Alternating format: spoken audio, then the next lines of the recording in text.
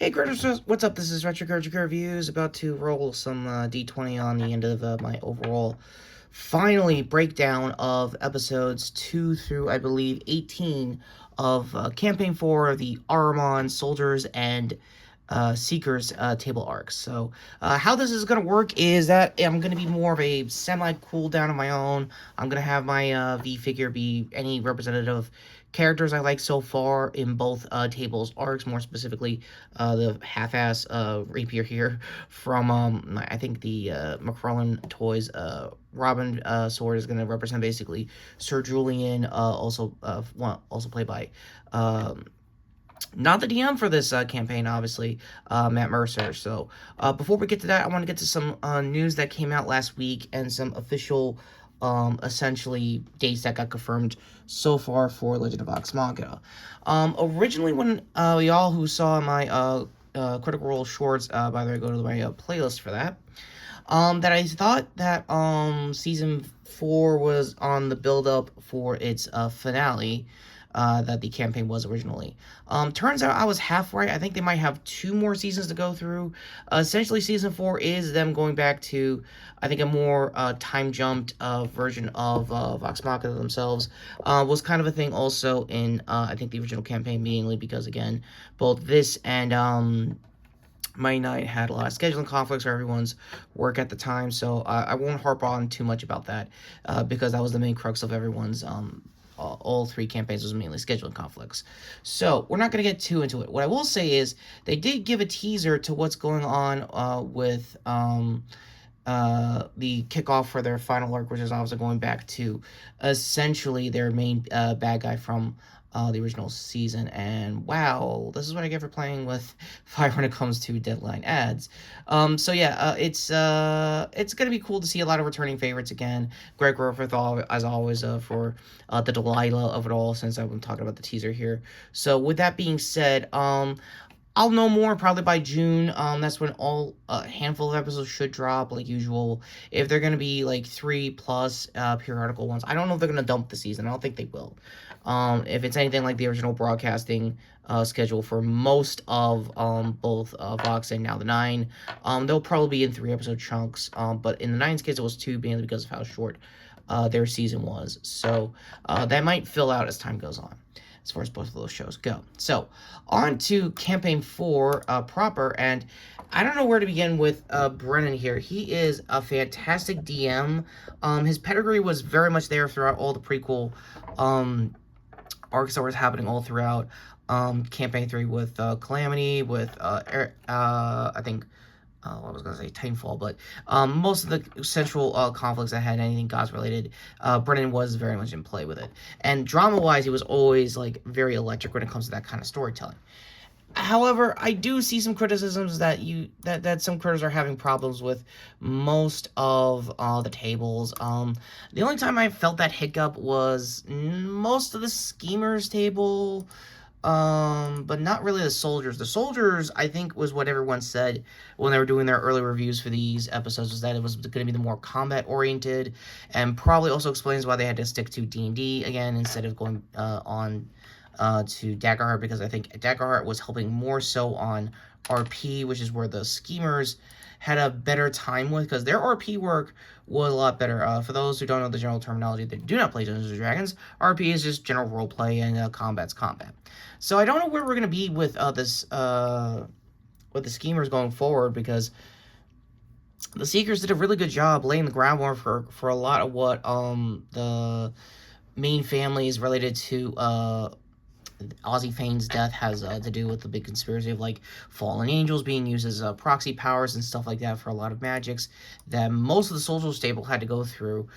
Specifically, Vikander Holliver over here, played by Sam Regal, who's doing a really good job just being a guy who was always indebted into a cult that he never knew. I absolutely love Robbie Damon's character. He's a really good rogue barbarian, and his Wolfric is just like a really damn good animal NPC so far. As for Tayor, I don't really have a good gauge of him. I know this is early days with Travis. I will say Laura is doing a great job Wow, it's been a while since I've had to remember her pixie character. Sorry, not Pin. Pin is definitely a very cute boy when it comes to Octus's whole animal familiars. Speaking of which, the crux of his story was essentially his family also got, I think, indebted into the Wikander side of the whole families. This is a generalized spoilers for, like I said, for most episodes, so I could be wrong with most of the lore. I know the Lady Aranessa NPC of it all is where I kind of feel like Brendan is lacking when it comes to NPC voices. I don't know how he handles other genders and stuff like that, voice work wise. You can definitely tell he's not a professional voice actor, unlike most of like the table has basically been over the years. Speaking of people who are totally not a pro when it comes to like this level of acting, I will say for Tyranny played by I forgot her well, sorry. This is well, okay. So I'm a little behind, as you can tell, with everyone's casting. Whitney Moore, there we go. Oh, I'm so happy. I had a very long day off, as you can tell. Whitney Moore's doing a great job with her. It's a lot of like light jester vibes, and everyone kind of knew that early on, in the early days of this on the Soldiers campaign. Ultimately, that's kind of where I am. I will say MVP so far for the Seekers table is definitely Taisha, definitely Julian, and definitely Valus. Valus being played by Ashley Johnson. Her level up was amazing to see in combat, and I do like the idea of like doing the level up mid combat and having like a story moment to basically gel with it a little better going into the session proper. However, I don't know how that's going to handle going into the schemers. Everyone has done it differently. Everyone has thematically did it differently. And most of the prequel cold opens has been the schemers table. These last couple of weeks just to basically prep you for their arc going forward. I will say, out of everyone I'm liking so far, I do want to see more of Razune. I want to see more of what he can do, what his life was like, how crazy of a paladin he's going to be for that party. Mary Maggs, played by Marisha Ray, she's absolutely going to be the heart and soul of like the comedy of that group so far. And yeah, I don't know. I feel like Liam's Fang needs to have more weighted crux. Like I know, like Liam's been known for like dramatic moments of like, hey, we gotta stop the bullshit right now and get to why we're all here. And I feel like that's gonna happen sooner or later. I feel like that's a convo I would love to see going into the schemers table. As for Seekers, it's a good endpoint. I love where everyone went. I know I'm generalizing because again, I don't want to leave the spoilers out any more than I should. So as always, go to the episodes above, like always. And yeah, what is your overall thoughts with campaign 4? Are you a little lost in the shuffle? You're a little confused like myself? Is 12 characters way too many names to remember all at once? And that's even before I even had to generalize NPCs, especially in Julian's castles that the Seekers have been touring through over the last couple of weeks as far as sessions go. So again, my apologies to getting this long overdue rundown out of the way.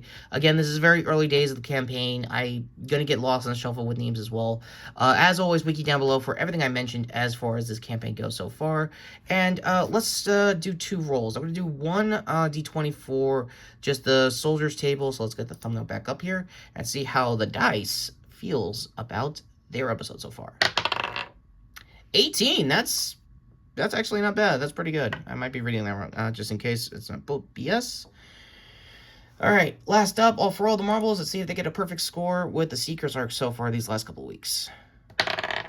17. Okay, pretty close. But for my overall thoughts so far with the campaign, it's still a high 8 out of 10. The only flat 8, nothing really crazy. Again, these are all seasoned actors who have a very good job, and I really feel like most of any hiccups I'm having is mainly my gauge with like Brennan's DMing so far. Again, this is a big like West March approach for the gameplay, and he has had, I think he said in a couple of cooldowns that he has experience with this over the years when he was like doing Dungeons & Dragons as a kid. So again, your mileage may vary of how you've handled Brennan over years. If you're a D20 fan and the voices are like the same kind of level he was doing during D20, but a little more elevated because it is a Critical Role budget, let me know in the comments. That being said, I also want to give a big shout out to most of the tag team, because all throughout, I want to say most of Seekers, they've done a really good job lowering down and humming most of when the magics are happening on set, and they just basically let the lighting do more of the talking. Same case here also for the social stable.